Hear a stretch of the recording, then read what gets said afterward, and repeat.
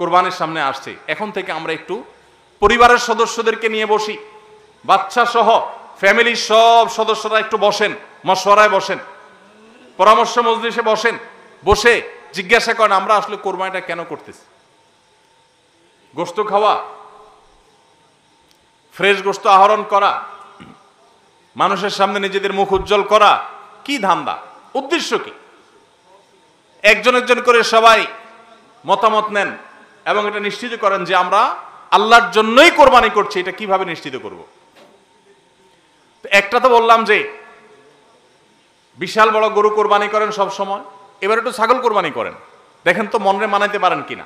কারণ আপনি বলবেন ভাই গরু কোরবানিতে অনেক টাকা লাগে, ছাগলে তো অনেক কম টাকা লাগে, তাহলে এই কোরবানি ওইটার চাইতে কিভাবে উত্তম হয়? আমি উত্তম বলতেছি না, আমি বলতেছি যে আপনার নফস, আপনার মন মানে কিনা যে আমি গরুর জায়গায় ছাগল কোরবানি করলেও তো হবে, হবে না হবে না? কেউ যদি ছাগল কোরবানি করে তার কোরবানি হবে কি হবে না? হবে। কোরবানি ছাগলও করা যায়, গরুও করা যায়, বেড়াও করা যায়, দম্বাও করা যায়, মহিষ দিয়েও করা যায়, উট দিয়েও করা যায়, এসব পশু দিয়ে কোরবানি করা যায়। অতএব আপনি এবছর একটু ছাগল দিয়ে করেন, বাকি গরু কেনার যে আরো বাজেটের টাকা ছিল সেগুলো দিয়ে আরো কয়েকটা ছাগল কিনে গরিব মানুষকে দিয়ে দেন, ওটা যাতে এলাকা মানুষ টেন না পায়, অন্য এলাকায় দিয়ে দেন। গরুর বাজেটের টাকা দিয়ে একটা ছাগল কিনে বাকি টাকা দিয়ে এরকম ছাগল কিনে মানুষকে দান করে দেন, জবাই করে অন্য মানুষকে গোশত দিয়ে দেন, এলাকা দিলেন না, মানুষ টের পারো না। তাহলে মনকে মানাতে পারেন কিনা দেখেন। এটা হলো অ্যাসিড টেস্ট, আমি বলতেছি না সবসময়, মাঝে মধ্যে এরকম করে দেখেন যে মন মানে কিনা। যদি দেখেন যে না মন মানে, তাহলে আলহামদুলিল্লাহ ভাইরা আমার। আর একইভাবে মাঝে মধ্যে আমার কোরবানি আমি জবাই করলাম, গোশত সব দিয়ে দিলাম, ফ্রিজে খুব একটা ভরলাম না, অল্প স্বল্প রাখলাম। কারণ আল্লাহ তাআলা বলেছেন ফাকুলু মিনহা ওয়া আতি'মুল বাঈসাল ফাকির, ফাকুলু মিনহা ওয়া আতি'মুল কানি' ওয়াল মু'তার। কোরবানি গোশত নিজেও খাবো, গরিব দুঃখীকেও খাওয়াবো, যে চায় তাকেও দিব, যে চায় না আত্মীয় স্বজন তাদেরকেও দিব। অতএব মুস্তাহাব এই তিনও ভাগে ভাগ করা, কিন্তু এটা ফরজ ওয়াজিব না। তাহলে আমি পরিমাণ একটু কম রেখে বেশিরভাগই দিয়ে দিলাম। মন মানে কিনা দেখেন, মন মানে কিনা। অনেকে আছেন লামসাম সামান্য একটু দিয়া আর সব ফ্রিজে ঠেলতে ঠেলতে ফ্রিজের দরজাই লাগে না, পারলে রশি দিয়া বাঁধে যে দরজা লাগে না। কারণ গোশত, পায়া, ভুড়ি, কলিজা, ফ্যাপসা সব ঢুকাইতে ঢুকাইতে ফ্রিজ বেচারা জাম হয়ে গেছে। তাহলে কোরবানি কেন করতেছি? গোশতের জন্য যদি কোরবানি হয়, এই কোরবানি করবাই না, এটা ফুর্তি। কোরবানি তো ত্যাগের নাম। আপনার ভিতরে ত্যাগ কতটা আছে, ত্যাগের মানসিকতা কতটা আছে। আপনি আল্লাহর রাহে, আল্লাহকে খুশি করার জন্য লাখ টাকা দিয়ে গরু কোরবানি করেন, ভালো কথা। আপনার মধ্যে আসলে ত্যাগের মানসিকতা আছে কি এটা প্রমাণ করার জন্য মাদ্রাসা, নতুন মাদ্রাসা হচ্ছে, সেখানে লক্ষ লক্ষ টাকার দরকার আছে, আপনি সেখানে 20,000 50,000 টাকা অকাতরে দিতে পারেন কিনা, এটা অ্যাসিড টেস্ট। সেখানে টাকা বাইর হয় না। কোরবানিতে লাখ টাকা দেন, মাদ্রাসা টাকা দেন না, মসজিদে টাকা দেন না, আরো অনেক দিনের কাজ আছে সেখানে টাকা দেন না। গরিব দুঃখী মানুষ আছে, তাদের দরকার। একজন গরিব তার চিকিৎসা মাত্র 20,000 টাকা হলে হয়ে যায়, আপনি 20,000 টাকা দিতে পারেন কিন্তু দেন না, 2,000 দেন, 500 টাকা দেন, কিন্তু কোরবানির সময় মাশাআল্লাহ 1 লাখ টাকার গরু কিনেন। যদি আল্লাহর জন্যই হয়, স্যাক্রিফাইস যদি হয়, কোরবানিও করেন, ওখানেও দেন, কিন্তু কোরবানির সময় আসেন ওখানে নাই, তাহলে আপনার এই কোরবানিটা কি আল্লাহর জন্য হচ্ছে না নিজের জন্য হচ্ছে, আল্লাহর খুশির জন্য হচ্ছে না অন্য কোনো উদ্দেশ্য হচ্ছে? এই প্রশ্ন জোরালোভাবে আমাদের অবশ্যই রাখতে হবে। ভাইরা আমার, এর মানে আবার কেউ এটা বুঝেন না যে কোরবানি কম হোক আমরা সে চেষ্টা করব না, কোরবানি আরো বেশি বেশি করার চেষ্টা করবেন। কোরবানি যত বেশি হবে তত আমাদের সব দিক থেকে লাভ। তাহলে কোরবানি আসার আগে আগে নিজেকে নিজে জিজ্ঞাসা করবেন, পরিবারের সদস্যরা বসে নিজেদের মধ্যে পর্যালোচনা করবেন যে আমরা কোরবানিটা কেন করছি, আমাদের উদ্দেশ্যটা কি। আমাদের উদ্দেশ্য হবে আল্লাহর নির্দেশ পালনার্থে আমি আমার অর্থ করি, এটা ব্যয় করলাম। একটা পশু কিনলাম, ঈদের আগের রাতে কিনবেন না, পারলে 2-4 দিন আগে কিনবেন। যত বেশি আগে কিনতে পারেন তত ভালো। কিনলে ওই পশুটাকে আপনি নিজে হাতে খাওয়াবেন, গোসল করাবেন, ওইটাকে পরিপালন করবেন, প্রতিপালন করবেন, ওটার মধ্যে একটা মায়া হবে। এরপরে সেই পশু যখন জবে হবে নিজের কাছে একটু খারাপ লাগবে, এটা এক ধরনের স্যাক্রিফাইস। ফজর নামাজ যখন পড়বো মনে চায় না, তারপরে কষ্ট করে উঠে পড়বো, এটা স্যাক্রিফাইস। তো কোরবানির এই ইবাদত আমাদেরকে স্যাক্রিফাইস এবং ত্যাগ শিখায়। আল্লাহকে সন্তুষ্ট করার জন্য আমরা যেই কোনো ধরনের স্যাক্রিফাইস করার চেষ্টা করব। আল্লাহ আমাদের সবাইকে তৌফিক দান করুন।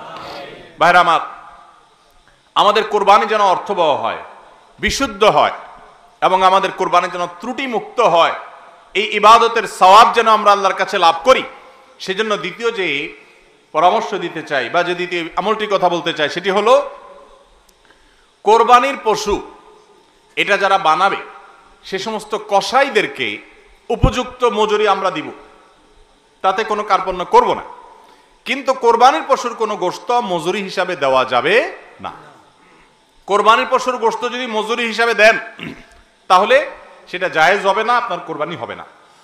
এখন আপনি বলবেন, ভাই কেমন কথা, যেই বেচারা কোরবানির পশুটা জবে করলো, সরি গোশতটা প্রস্তুত করলো, চামড়াটা ছিললো, এত কষ্ট করে বানাইলো, গোশতগুলো সব নিয়ে বাসাতে উঠে যাবো আর তার কিছুই দিব না, কেমন হয়?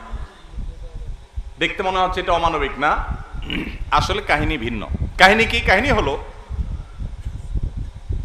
কোরবানির পশু আমরা যখন জবাই করলাম, বিসমিল্লাহ আল্লাহু আকবার, আল্লাহুম্মা মিনকা ওয়ালাক, এটা যখন জবাই করলাম আল্লাহর নামে, তখন এই পশু আল্লাহর নামে জবে হয়ে গেছে। এটা মূলত যেটা বললাম, গরিব দুঃখীকে দেওয়ার কথা।